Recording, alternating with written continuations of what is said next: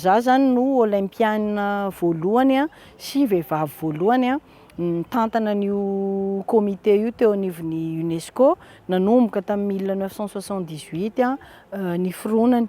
Dia za ihany koa no vehivavy voalohany mitantana ny organisation régionale antidopage dans l'océan Indien. Dia za koa no anisan'ny vehivavy voalohany voatendry ho tale généralin'ny fanatanjahantena.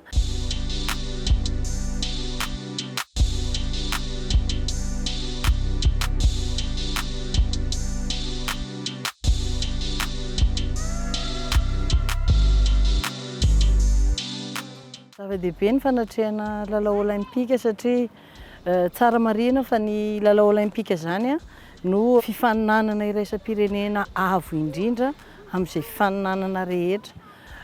Tsy mora koa ny miatrika anazy io satria misy arak'ilay fomba fiteny hoe misy qualification misy minimum surtout aty amin'ny côté-n'ny athlétisme amin'ny fanatrehana anazy.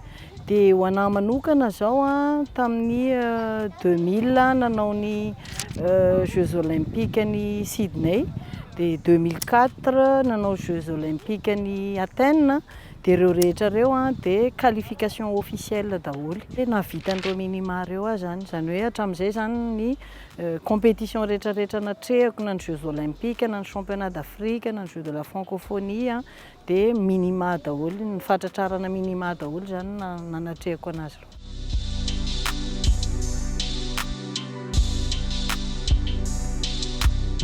Tsy mora ny mitady vokatra amin'ny tontolon'ny fanatanjahantena.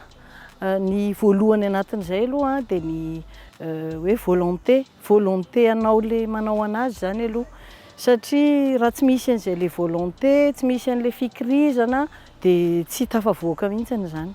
Raha ho an'ny mpanao fanatanjahantena zao dia tsy miaina ohatran'ny tanora mitovy aminazy, tsy miaina ohatran'ny olona rehetrarehetra. Ankoatran'izay nanana tombony ihany koa ny tenako satria afaka niaina tany amin'ny centre international d'athlétisme de Dakar zany za, nanomboka tamin'ny 97. Dia rehefa nipetraka tao amin'ilay centre zany tao no tena nanomboka ny zavatra rehetrarehetra mahakasika ny Rozara Kotodzafy zany amin'ny lafin'ny fanatanjahantena, satria nivoatra tsikelikely, lasa nanana expérience, ny entraînement sy ny sisa niova daholo, tsy mitovy amin'ny taty Madagasikara.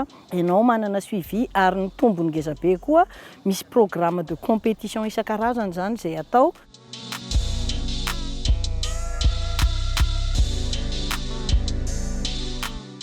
Dia 98 za dia efa championne Jeux des Îles tany La Réunion, izay zavatra tsy nisy mihitsy zany zay teo aloha. Faharoa manaraka an'izay championnat d'Afrique mety hoe 4e place, dia afaka nandray anjara tamin'ny championnat d'Afrique qualifié fa tsy hoe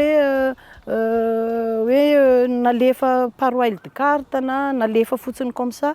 Mitovy amin'izay ihany koa qualifié tamina Jeux africains ary nanomboka tamin'ny 2000 tonga dia championne d'Afrique zany za. Dia tao anatin'ireo koa zany no nahazahoako an'ilay qualification officielle mahakasika ny fandraisana anjara tamin'ny lalao olympique zany. Représenté an'i Madagascar ny Afrique tamin'ny Coupe du Monde ary classé 4e tamin'ny course izay nataoko zany tamin'ny 100 mètres haies. Dia ny suite-n'io le nahazahoana championnat d'Afrique na championne d'Afrique anahy io sy ny nandraisako anjara tamin'ny Coupe du Monde zany dia zay rehetrarehetra zay zany afaka nahazahoako sponsorine ny Adidas zany tao anatin'izay. Nijanona za de 2006 à 2011. 2010 za rehefa nahita hoe ohatran'ny somary nangingina kely ny athlétisme indrindrandrindra taty amin'ny discipline nisy anahy, nanantona anazy hoe vitandriva ny mampikotrana anahy fa za hanao Jeux des Îles 2011. Dia niraisy ny coach anitra za nampanaovy ny entraînement nanomboka octobre sa novembre 2010. Dia nanao championnat de Madagascar mbola voalohany ary izay no nahaqualifié anahy nandeha Jeux des Îles zany après nijanona 7 taona. Dia nahazo ny titre ny championne ny médaille d'or ny Jeux des Îles tamin'ny 2011 tany tany Seychelles. Dia noho izay ihany koa nahavitako performance naqualifié ana nandeha Jeux africains naka ny médaille de bronze zany a tany amin'io championnat tany amin'io Jeux africains io.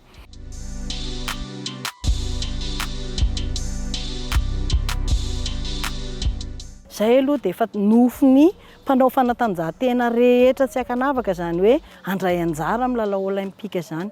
Zay ny voalohany ary faharoa mbola hoe voasafidy ihany koa nitondra ny sainam-pirenena malagasy tamin'io fotoana io a lehibe le izy ho ana Jeux olympiques ny Athènes zany no nitondrako ny sainam-pirenena malagasy a ary tamin'io fotoana io moa ny anisan'ny nahavitako hoe 2004 io a ny confirmé ny titre championne d'Afrique zany a 2 fois championne d'Afrique zany a tamin'io fotoana io ary anisan'ny nanana performance mondiale satria anisan'ny classé 11e mondial za tamin'ny performance rehetrarehetra zay nataoko ary raha patsiahivy kokoa tamin'ny Midi Madagascar anisan'ny safidy rehefa nisy ny vote natao teto Madagascar dia anisan'ny voafidy tamin'io 2024 io a meilleure sportive de l'année. Andeha hiaro ny voninahitry Madagascar tokoa zany ianao any amin'io sehatra io a ary rehefa mandeha moa ianao amin'ny tontolon'ny fanatanjahantena dia rehefa vakianao le soratra ao an-damosiny ny survêtement na ny tenue entinao mihazakazaka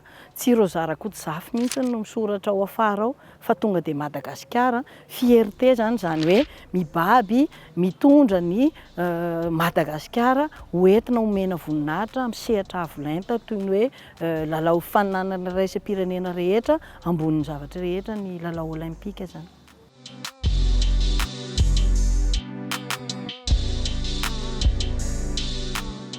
Nanomboka 2012 za no niasa tao amin'ny ministèren'ny tanora sy fanatanjahantena nanomboka hoe membre ny cabinet zany tamin'izany ministre ny sport ministre Botrala dia taorinan'izay za 2014 voaray directeur ny sport fédéral dia taorinan'izay 2019 directeur général ny sport zany hoe nandalo ny étape rehetrarehetra fa talohan'izay koa za efa secrétaire général ny fédération malagasy ny athlétisme zany. Ny ankoatran'izay moa tamin'ny sehatra international dia nanana tombontsoa za nisy ny élection teo anivon'ny UNESCO nalany ahy tamin'ny 2020 ho présidente ny CIGEPS na comité intergouvernemental de l'éducation physique et du sport zany a zay mandrafitra ny politika ny fanatanjahantena sy ny éducation physique miaraka amin'ny UNESCO zany. Dia efa lany koa za présidente ny ORAD na organisation régionale antidopage ary za zany no olympienne voalohany sy vehivavy voalohany nitantana an'io comité io teo anivon'ny UNESCO nanomboka tamin'ny 1978 ny foronany. Dia za ihany koa no vehivavy voalohany mitantana ny organisation régionale antidopage dans l'océan Indien zany. Dia za koa ny anisan'ny vehivavy voalohany voatendry ho tale général ny fanatanjahantena.